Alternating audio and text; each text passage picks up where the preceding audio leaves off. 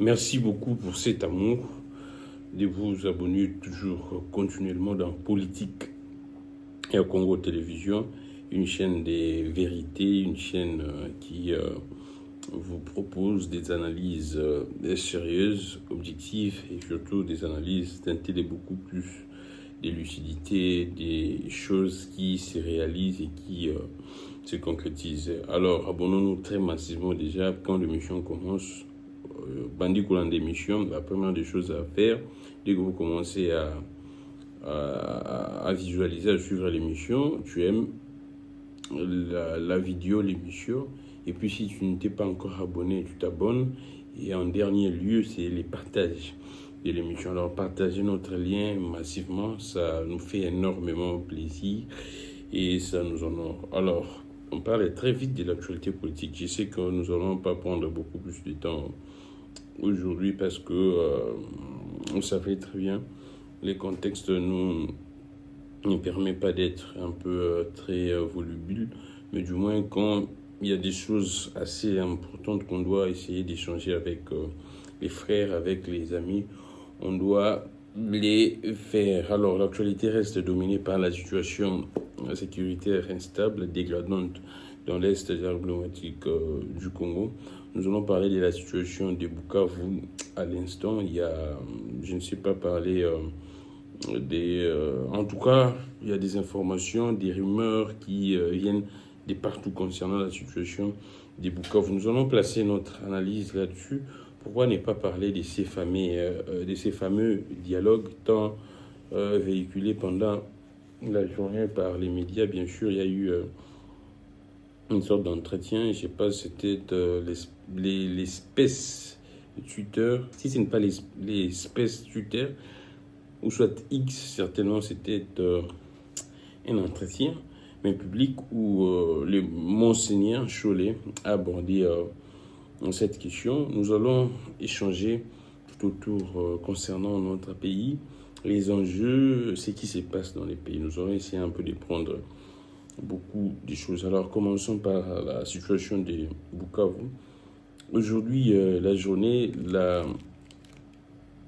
l'ambassade indienne, ou soit l'ambassade de l'Inde, la RDC, a pondu une sorte d'alerte pour dire à ses ressortissants d'être assez très prudents parce que les histoires ne seraient pas mieux et que les M23 seraient à 25 km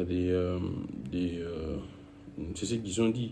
Je vais voir ça très rapidement. Alors, je vais apporter beaucoup de précisions dans les gatos à l'écoloté parce que c'est de notre pays qu'il s'agit. Les précisions là sont assez détaillées. Les kilométrages, bon, voilà, c'est ça, il disait 20 à 25 km, donc on ne s'est pas trompé. Vous avez constaté qu'aujourd'hui, je n'utilise vraiment pas la tablette parce qu'il y a un problème, il y a un sérieux problème d'accès à X et puis à TikTok en République du Congo. Les autorités ont décidé ainsi. On fait avec les moyens des bords, on se bat pour que nous puissions vous servir.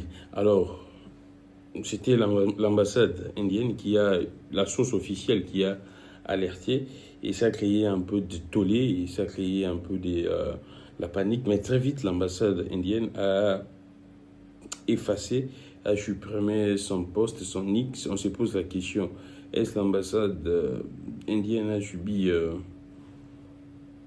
des pressions? L'ambassade, elle s'est trompée? Qu'est-ce qui s'est passé exactement? On ne sait pas. Et jusque-là, l'ambassade n'est pas revenue. Et pour dire que, pour donner plus d'explications, pour dire que non, c'était une erreur d'information ou bien quoi, on ne sait pas. Si c'était une erreur d'information, normalement, l'ambassade indienne devrait communiquer et dire que non, la source n'est et que ça qui est. L'ambassade s'est fait tromper par ses sources.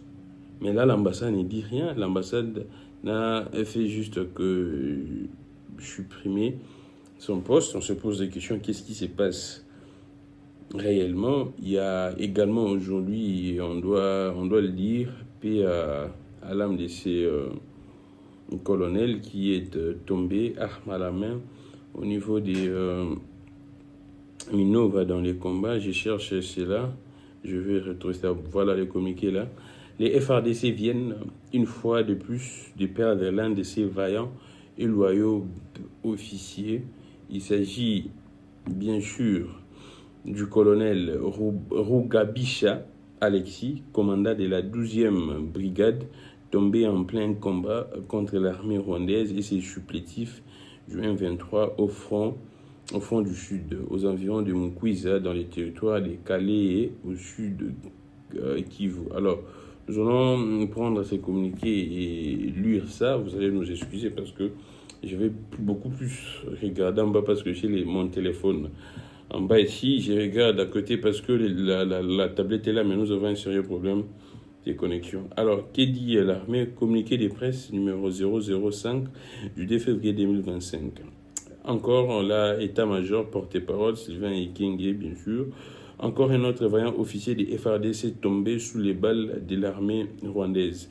Les forces armées de la République démocratique du Congo viennent une fois de plus de perdre l'un de ces vaillants et loyaux officiers. Il s'agit du colonel Rugabisha Alexis, commandant de la 12e brigade, tombé en plein combat contre l'armée rwandaise et ses supplétifs du M23 au front du sud, aux environs de Mukwiza, dans les territoires de Kalea au sud Kivu. Ces vaillants officiers est mort le samedi 1er février 2025, arme à la main, après avoir repoussé l'ennemi de Nyabibwe jusqu'aux environs de Minova, dans les territoires de Kalea, au sud Kivu, bien sûr. La nation congolaise restera à jamais reconnaissante à ces dignes fils du pays qui a brillé par ses hauts faits d'armes et qui a toujours défendu sa patrie contre toutes les agressions rwandaises et toutes les rébellions entretenues par le Rwanda dans notre pays. Fait à Kinshasa, le 2 février, les porte-parole des forces armées de la RDC, Ekenge Boumoussa et Fomi Sylvain, général-major. Donc là, c'est l'information. Et moi, ce que je pourrais tirer de ces communiqués de l'armée est que l'armée rwandaise, les RDF, ou soit les forces, les RDF, ou soit l'armée rwandaise a cette ambition d'aller prendre Bukavu. Parce que si paix à son âme, ce colonel est décédé, c'est suite, bien sûr, aux tentatives de l'armée rwandaise. C'est en tout cas lors des affrontements, lors des tentatives de l'armée rwandaise d'aller vers Bukavu. Et c'est pourquoi ce colonel Alexis Rugabisha est tombé. Paix à son âme et beaucoup de courage, tout en compassion à sa famille. C'est assez déplorable quand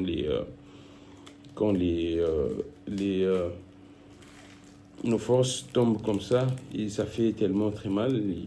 Et vous allez constater même dans ces communiqués de l'armée, ils ont évoqué également Peter Chirimwami, gouverneur militaire, ex-gouverneur feu bien sûr, qui est décédé au niveau de ça, qui est là maintenant dans le combat toujours.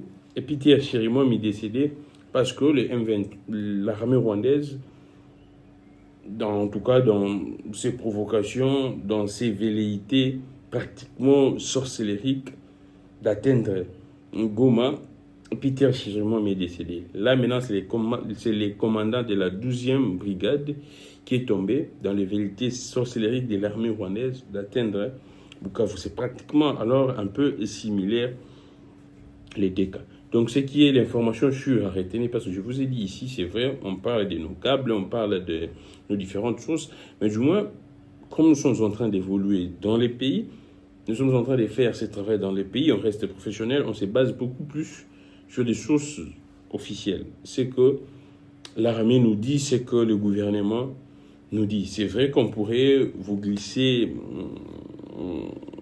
quelques petites informations que nous pourrions détenir de nos sources, mais du moins, nous pourrions faire des émissions que lorsque il y a une grande actualité communiquée par l'armée, par les sources officielles. Alors, en parlant, bien sûr, on comprend que il y a des affrontements. L'armée rwandaise voudrait atteindre Bukavu Et les FRDC s'interposent. Alors, la question également à se poser, nous espérons très bien que le gouvernement congolais a pris toutes les dispositions. Parce que nous devons se les dire. Avant, quand on parlait de la chute, ou soit de l'occupation de Goma en grande partie, quand les échos nous parvenaient, les gens pensaient que c'était de la blague, c'était du jeu, c'était du mensonge, c'était de la manipulation. Quand il y avait ces rumeurs, oh non, on veut prendre Goma, ainsi de suite, la plupart, en tout cas plusieurs personnes, n'est passé là très au sérieux. Vous savez très bien, je ne répéterai pas les termes que les gens seront en train d'user, d'utiliser ici, mais du moins, ce qui est vrai, les gens ne prenaient pas ça alors très au sérieux, à la juste valeur de la chose. Et c'est pourquoi nous interpellons d'abord les autorités, la population et même la communauté internationale. C'est vrai, à ce stade, et moi je vous ai dit de ne pas trop se fier de la communauté internationale, parce que la communauté internationale nous a déjà démontré qu'elle est complice de ce qui se passe. Alors, j'aimerais en tout cas nous faire observer un point très important. Avant l'occupation en grande partie de Goma, le gouvernement congolais a demandé en urgence la tenue d'une des réunions du Conseil de sécurité pour tabler sur la situation dans l'Est. Juste après la première réunion, soit les mêmes jours de la première réunion, Goma est tombé sous l'occupation. Et on n'a suivi aucune sanction. Et après l'occupation de Goma, il y a eu une deuxième réunion où on n'a pas senti l'engagement de la communauté internationale pour mettre fin à ces bêtises, aux bêtises rwandaises. Non. Et c'est pourquoi je vous dis et je vous ai dit toujours, il ne faut jamais faire confiance dans la communauté internationale. Tout ce que cette communauté internationale fait nous démontre clairement que ces gens sont complices. Ces gens ne sont pas pour la RDC. Ces gens sont contre la RDC.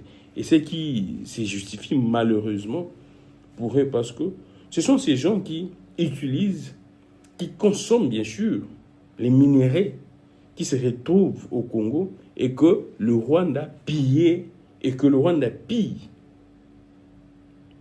Que le Rwanda pille pour vendre à cette fameuse communauté internationale.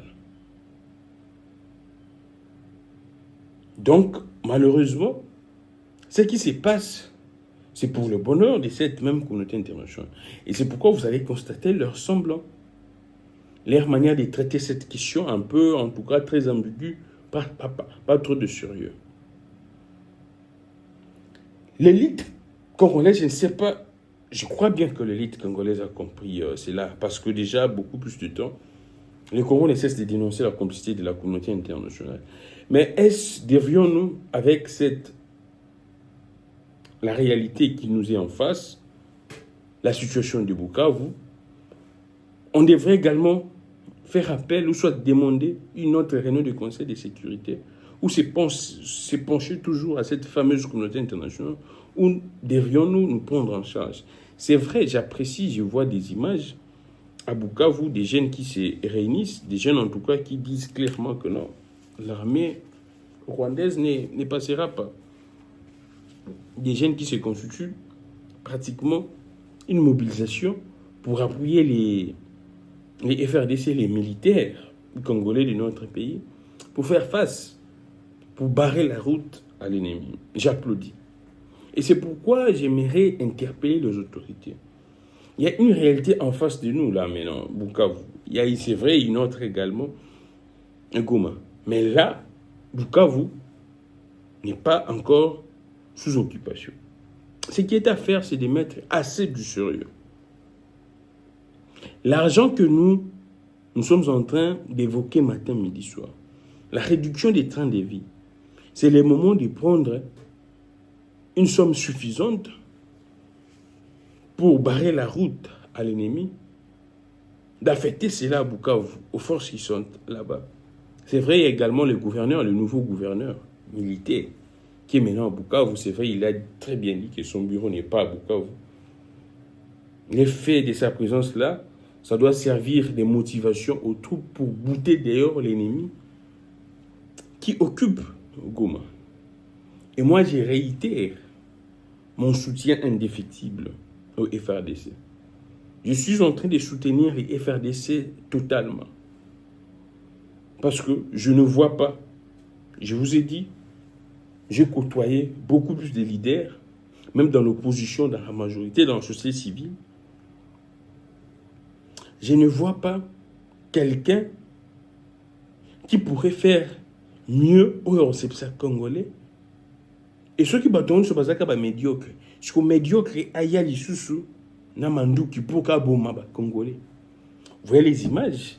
Le gouvernement, quand je vous parlais de l'émission précédente, et c'est pourquoi je vous dis toujours, cette émission est à caractère, bon, pas je vous dis, les gens pensent, estiment que l'émission est à caractère pédagogique. Moi, je vous dis que je reste concentré pour vous fournir des éléments qui ne trompent pas. Jamais tout ça, l'émission de son que non, Toko Samaki. On prend notre temps, on ne court pas derrière les buzz, on ne court pas derrière les histoires au Bino Boyebiwana. Nous sommes très concentrés pour vous produire, pour vous amener des informations crédibles et des histoires qui ont été dans le tout aux à la sensibilité au Kendegoluka. Est-ce que ça qui est solo pour essayer de rectifier certaines choses? Non. Ici, nous sommes Sarabino, ça se concrétise. Nous, en tout cas, tout ce que l'on vous dit, tout ce que l'on échange avec nous tous ici, vous voyez qu'avec les temps, ça se concrétise. Vous allez nous comprendre parce que nous sommes à Kinshasa, pas d'électricité, l'électricité n'est pas permanente, pas d'eau, et on utilise des groupes, on utilise des batteries, et avec la lumière, ça chauffe, ça fait une chaleur énorme. On ne peut pas également beaucoup plus utiliser des ventilateurs avec un niveau élevé quand il est opérationnel, parce que les sons vont être alors dérangés. Nous sommes en tout cas en train de faire comme ça avec, parce que on doit servir notre pays. Donc, c'est à ce moment que le gouvernement doit se montrer, les termes viendra, c'est à ce moment que le gouvernement doit se montrer qu'il est préventif. C'est à ce moment que le gouvernement doit se montrer qu'il maîtrise la situation, qu'il a les contrôles de la situation. Parce que les langues soulèvent ces points, les voix s'élèvent pour dire que la situation de Bukavu, on doit la regarder, scruter cela avec beaucoup plus d'attention. C'est la même chose avec le Congo-Brazzaville. C'est vrai, on peut tout dire, mais le silence, c'est également du moins un peu une sorte d'inoffensivité, ou une sorte de un peu réservé de Denis Sassou Nguesso. Nous pourrions essayer un peu de nous alerter, de nous souffler des histoires qu'on devrait mieux calculer. Et c'est pourquoi je ne suis pas contre à l'égard envers tous ces gens, tous les compatriotes qui pensent qu'on doit également surveiller ce qui se passe au niveau du Congo-Brazzaville. Parce que nous tous, nous savons que le Rwanda est qui déterre là-bas. Ça suscite également un débat de l'autre côté. Mais on ne sait pas l'intention de chacun. On ne peut pas maîtriser l'intention des personnes, mais du moins la réalité, et c'est là. Et les comportements de Sassou, ça laisse un peu à désirer, ça laisse perplexe le peuple congolais. La population congolaise se pose beaucoup de questions. Brazzaville est juste à côté, on se considère vraiment comme des frères, on est des frères, on restera des frères, mais du moins l'attitude un peu bizarre des Denis Sassou Nguesso face à ce qui se passe, c'est très compliqué. Je vous dis et je vous rappelle que cette situation, on en parle de manière énorme. C'est vrai, comme toujours, on parle toujours de ça. Mais du moins, cette fois-ci, c'est avec beaucoup plus d'intensité parce que là, maintenant, le Rwanda s'est dévoilé. Tous les rapports disent clairement, et aujourd'hui, le Rwanda ne nie pas. Les récents rapports qui stipulent plus de 10 000 soldats rwandais à Goma pour faire ce qu'ils ont fait. Jusqu'à présent, le Rwanda ne nie pas. C'est vrai, eux, par contre, accusent la RDC. Mais du moins, là, c'est rassuré. Les soldats rwandais et les forces spéciales, plus de 10 000. Dans la Bélé, il y a Congo. Ils avanceraient leurs bêtises que eux appellent raison. Et ça ne s'explique pas. Ça ne s'explique pas. Nous sommes en train d'appeler le gouvernement à suivre de près la situation de Bukavu. On ne supportera pas Goma sous occupation, Bukavu sous occupation. La population vous a tout donné, l'État vous donne tout pour la protection, pour sauvegarder l'intégrité territoriale, pour la protection des personnes et de leurs biens. Vous avez tous les pouvoirs, vous avez tous ces pouvoirs. Alors la situation de Bukavu doit être résolue avant que ça pourrait dégénérer. Parce que déjà Minova, quand on tue un colonel à Minova dans notre territoire, qui est pratiquement sur les chemins vers Bukavu, en voyant les images de la carte, on ne peut pas rester. On ne peut que interpeller nos autorités pour dire que on doit anticiper les choses pour Bukavu. Personne n'acceptera encore que Bukavu ait subir comme les autres territoires. Oui, on se l'est dit. Hein. On doit nous dire des vérités pour que l'histoire essaie un peu de marcher. La situation de Bukavu, les yeux sont braqués là. Déjà, quand les ambassades donnent rappellent les ressortissants dans un coin, sachez-le qu'on doit gratter. Alors on doit gratter sérieusement. Je ne dirai pas beaucoup plus. J'ai dit seulement ceci. Quand les ambassades rappellent les ressortissants dans un coin, des gens qui sont des policiers comprennent. On doit gratter beaucoup plus. Parce que souvent, ça ne se passe que comme ça. Et après, ça devient très compliqué. C'est pourquoi nous sommes en train d'interpeller le gouvernement. Nos ennemis, on ne doit pas suivre leurs mensonges, leurs manipulations, ainsi de suite.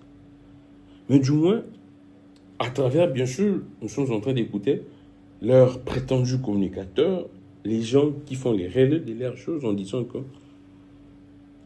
ils seraient en train de prévoir d'ici là.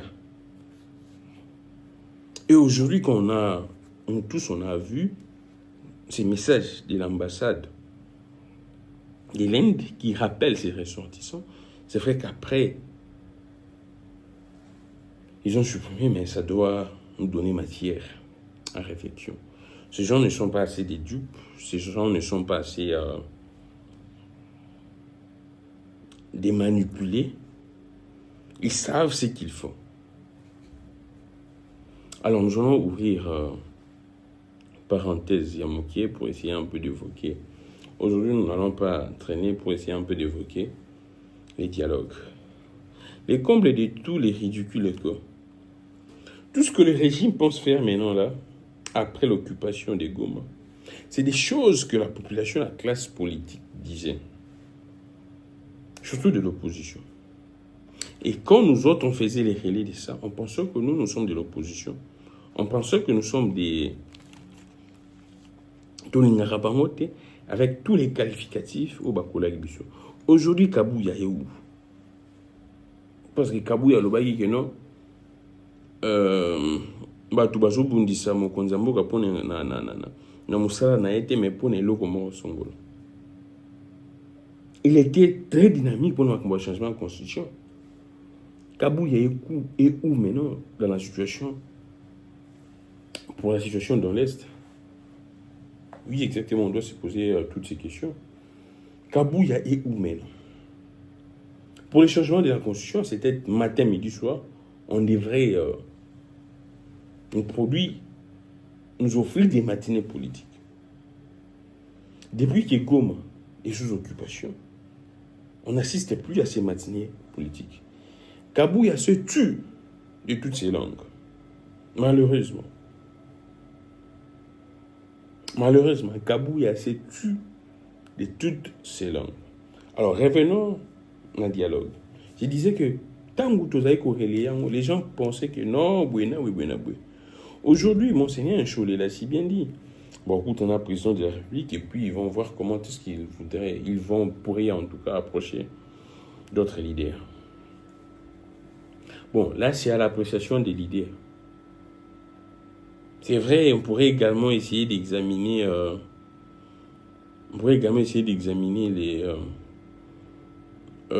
les qu'est-ce que cela pourrait avoir comme impact. C'est vrai, c'est autour sous la médiation de la Senko, mais l'impact est aux Alanines. Et ça va changer des choses. Nous sommes salués aussi matin, mais ce qui est vrai, l'unité des personnes d'une même famille produit toujours un résultat énorme.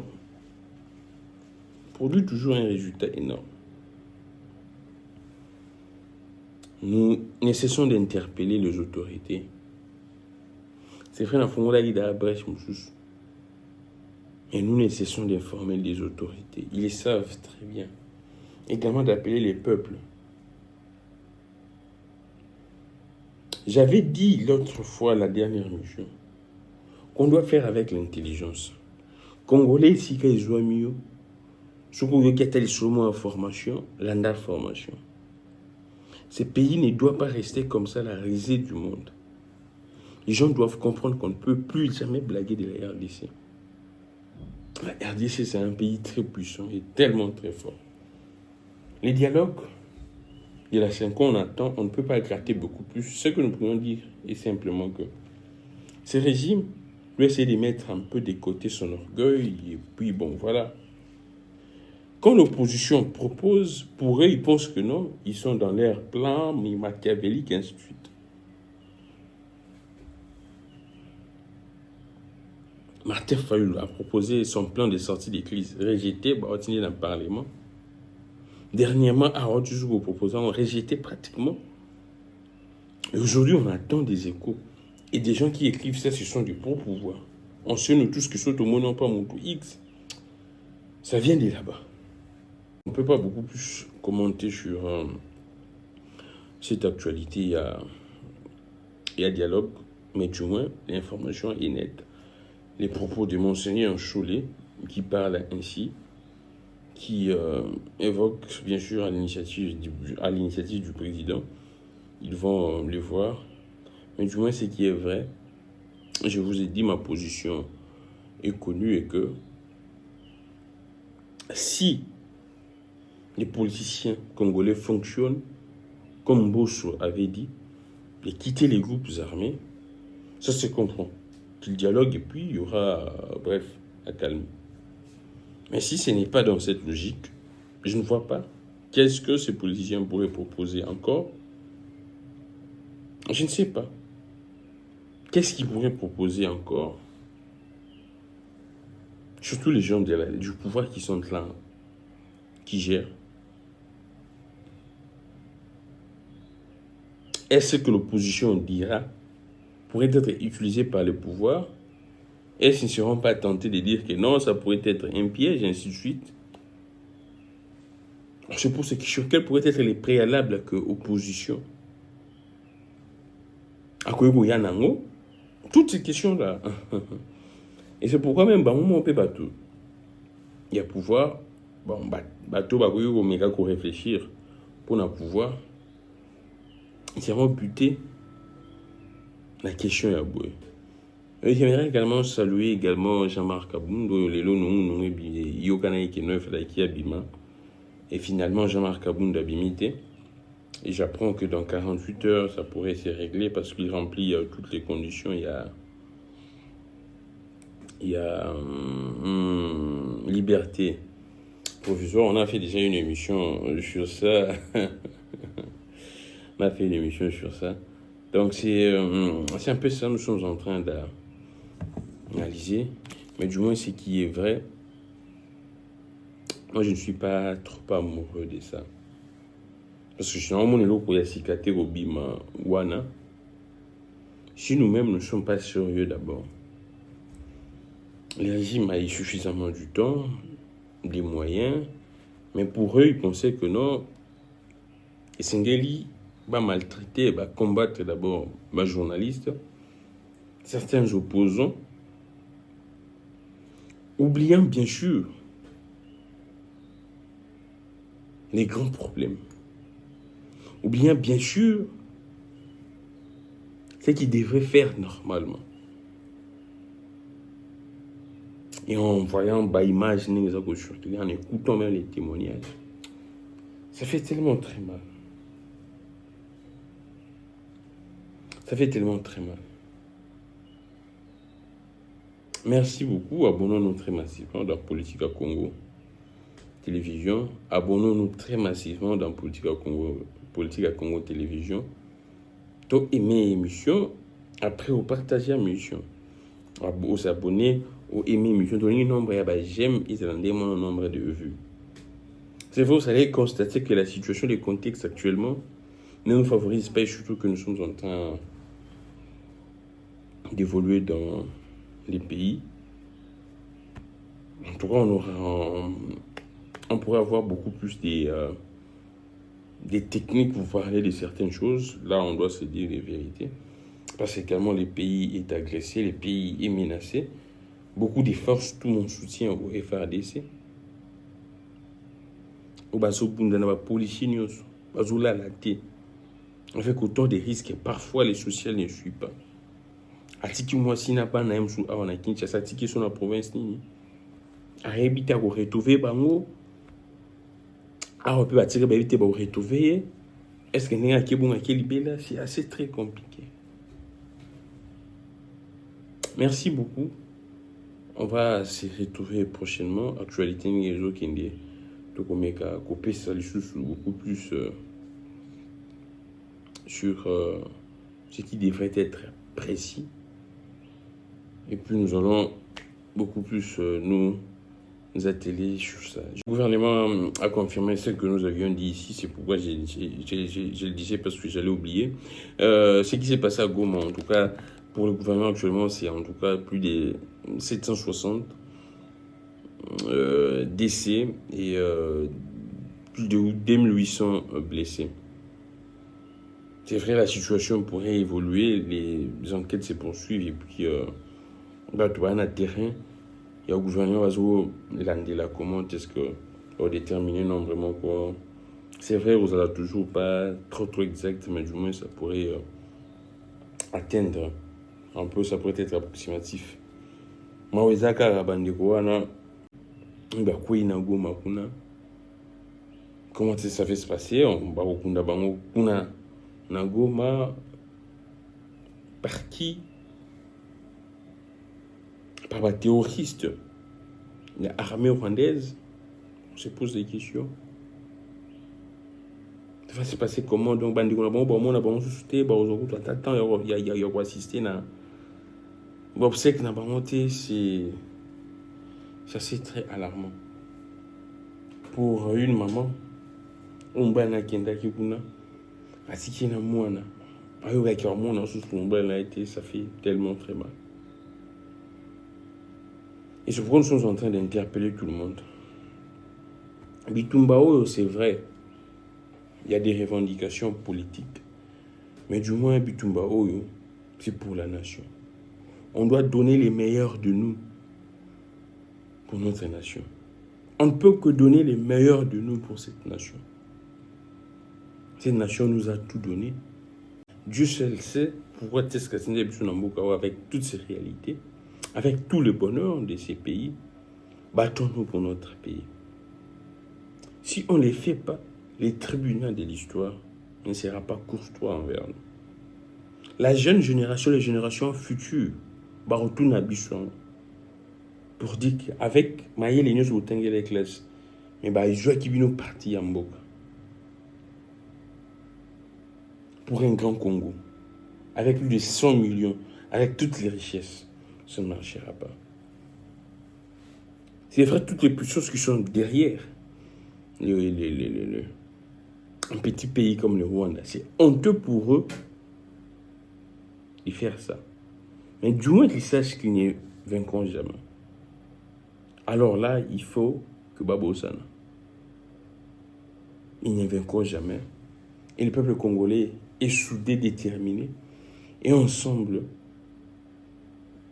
reste même moral pour préserver, sauvegarder l'intégrité territoriale de son pays. Je vous ai dit toujours et je vous dis, plusieurs pensent que non, le peuple congolais, en tout cas, est un peu naïf, amorphe. Mais aujourd'hui, croyez-moi, plusieurs personnes comprennent que non, ce peuple n'est pas au Kanisa. Et ce peuple est prêt à beaucoup. Et ce peuple peut faire des grands exploits. Nous sommes en train de mettre en garde la communauté internationale. Ce qui, si elle pense que les dignes fils congolais ne doivent pas bénéficier de leur sol et sous-sol, ils se trompent. La RDC ne refuse pas de partenariat. Mais venir la journée, respecter les lois du pays, et tout sera réglé. Que ce dialogue, soit ces échanges, il faudrait mieux interpeller les militants de l'UDPS. Pourquoi? Parce que cela ne soit pas une mauvaise stratégie de leur part d'embarquer tout le monde pour dire que pour là maintenant établir les responsabilités, pour dire cette fois-ci que non, ce qui se passe, la responsabilité incombe à nous tous. Nous tous, on a échangé, on a dialogué. Et là, la responsabilité incombe à nous tous. Parce que Bango, ils ne sont jamais responsables. Pour Nabango, on doit toujours trouver quelqu'un à qui se responsabiliser, à qui faire porter les chapeaux. Je pense qu'on doit essayer un peu de tirer les oreilles des militants, des cadres, des gens de l'UDPS et les pro-pouvoirs actuels. Si les opposants, d'autres personnes, c'est vrai déjà, les camps Katumbi restent alors un peu très radical. Les camps Kabila, n'en parlons même pas. Je ne vois pas les camps Kabila accepter cela. Je ne vois, je ne sais pas, les camps Katumbi également, ça serait très difficile. Martin Fayulu, c'est vrai, il est partant. Mais Katumbi, je ne vois pas. Kabila également, je ne vois pas. Parce que déjà, en suivant les propos des Kamita, tous les porte-parole de Moïse Katumbi, on comprend la position d'ensemble. Et surtout que ces communiqués a été estampillé avec saut d'ensemble pour la République. On pourrait comprendre la responsabilité que les pouvoirs, je dois assumer ces responsabilités. C'est pratiquement le même discours avec les camps Kabila. On ne sait pas. Mais du moins, ce qui est vrai, on sait, on maîtrise les joueurs et leur jeu. Que les pouvoirs ne pensent pas. Après ces dialogues, ils vont maintenant faire porter leur fardeau à tout le monde. C'est vrai, il s'agit de la nation. Nous tous, nous sommes déterminés parce qu'on n'a qu'une seule patrie. Moi, je n'ai qu'une seule patrie. Nous battons pouvoir rébeller au nom ma seconde patrie. On n'a qu'une seule patrie. Et nous sommes en train de nous battre pour ces pays. Parce que vous avez échoué. Le pouvoir en place, l'UDPS. Oui, exactement. Là, on ne peut pas se cacher, on ne peut pas se voiler. Le pouvoir en place a échoué de protéger les Congolais, de sauvegarder, de préserver l'intégrité territoriale. Et nous sommes en train de nous battre nous-mêmes. Pour que le peuple congolais retrouve sa dignité. Parce que la dignité du peuple congolais a été fuyée. On a craché sur la dignité du peuple congolais. À cause du régime, bien sûr, qui est en place. Par son orgueil, par sa manière de ne pas écouter, par sa manière de gérer.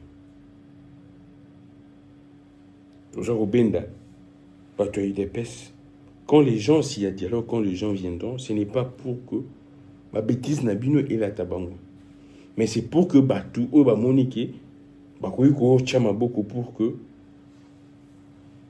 Mboka Nabicho est égal à un indivisible. Donc, merci, on se retrouve prochainement et puis abonnons-nous très massivement. On va continuer à côté la dernière actualité au Kende. Abonnons-nous très massivement à Politique à Congo Télévision.